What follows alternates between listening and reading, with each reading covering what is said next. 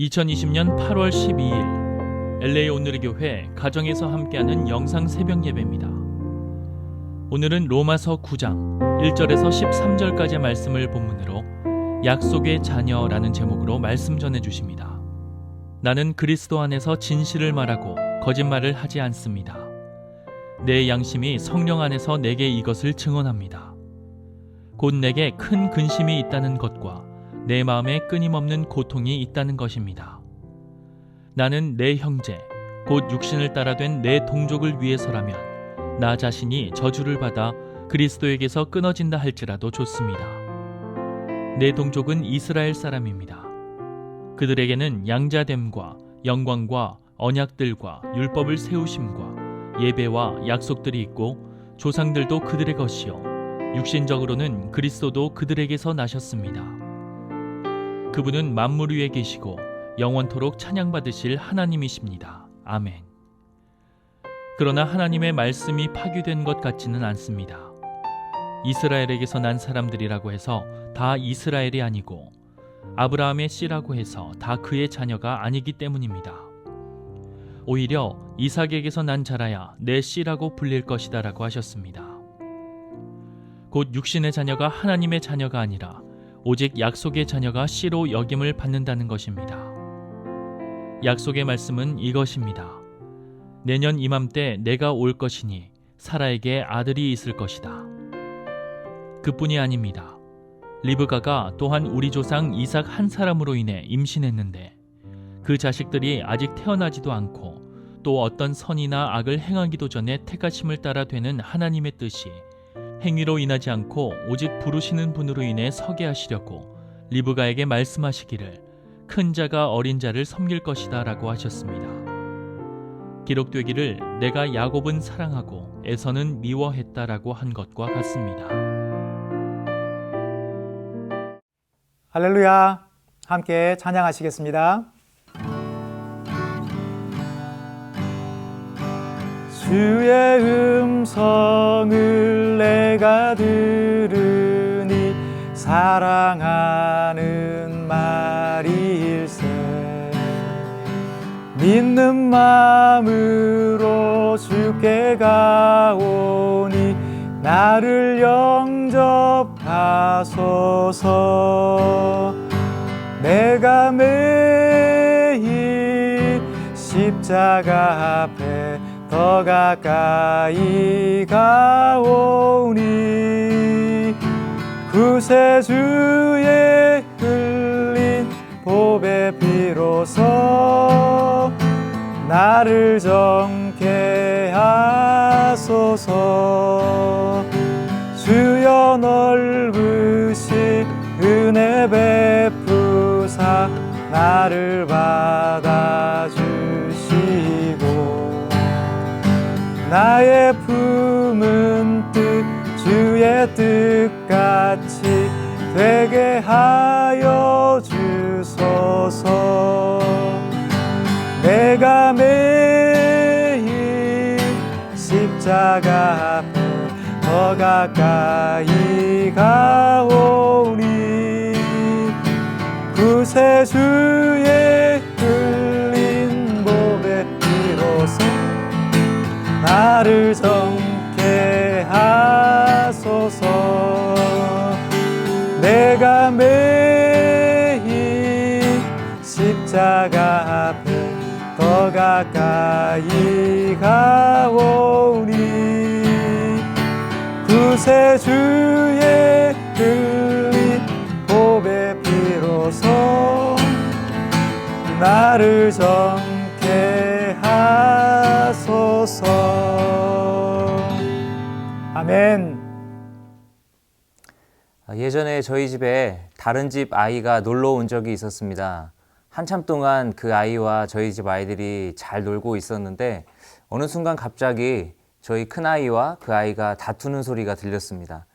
아마 놀다가 어떤 부분에서 서로 이 의견 대립이 있었던 것 같습니다. 서로 자기가 알고 있는 것이 맞다고 우기다가 결국 말싸움을 하게 된 것이죠. 저는 두 아이에게 가서 상황을 묻고 두 아이의 이야기를 들어주었습니다. 제가 들어보니까 저희 아이가 게임의 룰을 잘못 알고 있었는데 본인은 그게 맞는 줄 알았기 때문에 계속 맞다고 우기고, 또 다른 집 아이도 자신이 제대로 알고 있는 게 맞으니까 또 본인의 주장이 맞다면서 서로 자기 주장을 주장하면서 그렇게 싸우게 된 것이었습니다. 저는 저희 아이에게 네가 잘못 알고 있었어. 저 친구 말이 맞아 라고 말해 주었습니다. 그런데 그 순간 저희 아이가 갑자기 눈물을 흘리면서 서럽게 우는 것이었습니다. 나중에 달래주고 나서 이야기를 들어보니까 자기는 그것이 맞는 줄 알았다라고 그렇게 말하는 겁니다. 그런데 왜 울었냐고 물어보니까 아빠가 자기 편을 들어줄 거라고 생각했는데 그러지 않아서 서운했다는 것이었습니다. 믿었던 내 아빠가 다른 친구의 편을 들어주는 것 같았을 때 그 서운함이 얼마나 컸겠습니까? 그렇지만 아이가 서운해할 것이 염려된다고 해서 무조건 잘못했는데도 편을 들어줄 수는 없는 것이죠. 저는 아이에게 서운한 마음이 남지 않도록 최대한 잘 설명을 해주고 또 아이를 이렇게 안아주었습니다. 기대하기는 아이에게 그 일이 상처로 남지 않고 자신이 잘못 생각했던 것을 잘 바로잡게 되었기를 바랍니다. 로마서 말씀을 묵상하다 보면 유대인들에게도 저희 아들이 느꼈던 그 마음이 느껴졌을 거라는 생각이 듭니다. 특별히 오늘 말씀에서 바울은 유대인들이 믿었던 하나님께 배신감을 느낄 만한 그런 말을 합니다. 그러나 그것은 하나님께 잘못이 있어서가 아니라 어디까지나 유대인들이 하나님의 뜻을 오해하고 있었기 때문에 생긴 배신감이었습니다. 그런데 어쩌면 우리도 유대인들처럼 하나님의 뜻을 잘못 깨닫고 또 혼자서 착각하며 그렇게 신앙생활을 하고 있는 모습이 있을 수 있습니다. 오늘 말씀을 통해 하나님의 뜻을 올바르게 깨닫고 그 뜻에 합당한 삶을 살아가게 되는 은혜가 저와 여러분에게 있으시기를 예수님의 이름으로 축복합니다. 나는 그리스도 안에서 진실을 말하고 거짓말을 하지 않습니다. 내 양심이 성령 안에서 내게 이것을 증언합니다. 곧 내게 큰 근심이 있다는 것과 내 마음에 끊임없는 고통이 있다는 것입니다. 나는 내 형제, 곧 육신을 따라 된 내 동족을 위해서라면 나 자신이 저주를 받아 그리스도에게서 끊어진다 할지라도 좋습니다. 내 동족은 이스라엘 사람입니다. 그들에게는 양자됨과 영광과 언약들과 율법을 세우심과 예배와 약속들이 있고 조상들도 그들의 것이요 육신적으로는 그리스도도 그들에게서 나셨습니다. 그분은 만물 위에 계시고 영원토록 찬양받으실 하나님이십니다. 아멘. 바울은 먼저 자신이 하는 말이 하나님 앞에서 거짓 없는 말이라는 것을 분명히 합니다. 그러면서 자신에게 있는 큰 근심과 고통을 털어놓습니다. 그 근심과 고통은 바로 자신의 동족인 이스라엘의 구원 때문입니다. 이방인의 사도로 부르심 받은 바울이었지만 사실 그에게 이 동족을 향한 사랑은 너무나 진실하고 컸습니다. 부르심을 따라 이방인들에게 복음을 전하는 사역을 감당하고는 있지만 그의 마음 한켠에는 복음을 거부해서 구원받지 못하는 이 동족 이스라엘이 늘 아픔으로 자리 잡고 있었던 것이죠. 이스라엘을 사랑하는 마음이 어느 정도였는가 하면 그들의 구원을 위해 자신은 저주를 받아서 그리스도에게서 끊어지게 되더라도 좋다고 여길 정도였습니다. 바울이 너무나도 안타까웠던 것은 4절과 5절에 나와 있는 것처럼 그들에게는 양자됨과 영광과 언약들과 율법을 세우심과 또 예배와 약속들이 있고 조상도 그들의 것이고 육신적으로는 그리스도도 그들에게서 나셨음에도 불구하고 그들이 그리스도와 복음을 부인하고 있다는 것이었습니다. 마치 너무나 좋은 조건을 타고났는데 스스로 그 사실을 전혀 깨닫지 못하고 오히려 그 조건을 스스로 포기해버리는 사람과 같은 모습이 바로 이스라엘의 모습이었던 것입니다. 바울은 자신이 배척당하고 비난받는다고 해서 이스라엘을 미워하거나 포기하지 않았습니다. 그들을 위해서라면 자신의 구원을 포기할 수 있을 정도로 그들을 사랑했고 진심으로 그들의 구원을 갈망했습니다.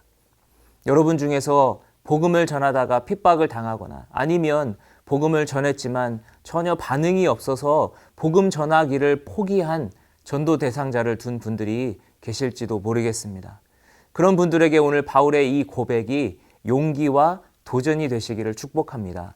사랑하는 가족이나 주변 사람들이 아직 예수님을 몰라서 기도하고 계신다면 그 기도를 끝까지 포기하지 않으실 수 있기를 축복합니다. 복음을 전했지만 강팍한 마음으로 반응하는 그 전도 대상자로 인해서 마음 아파하고 있는 분이 계시다면 포기하지 마시고 용기를 내시기를 축복합니다.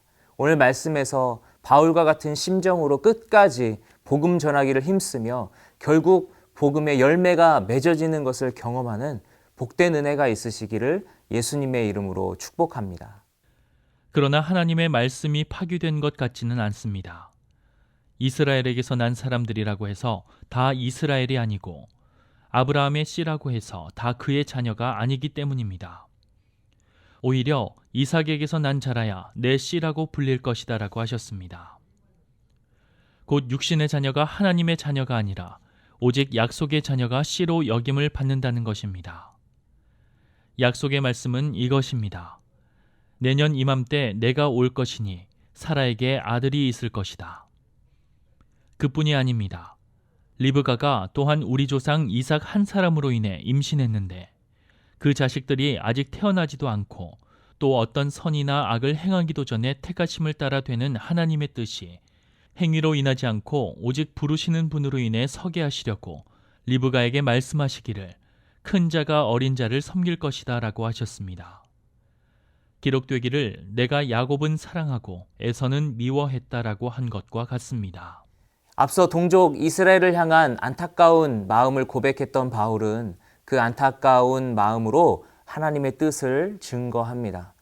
하나님은 이스라엘을 약속의 자녀로 부르셨습니다. 그런데 약속의 자녀라고 하는 이스라엘 사람들이 스스로 교만하여 복음을 거부하는 것입니다.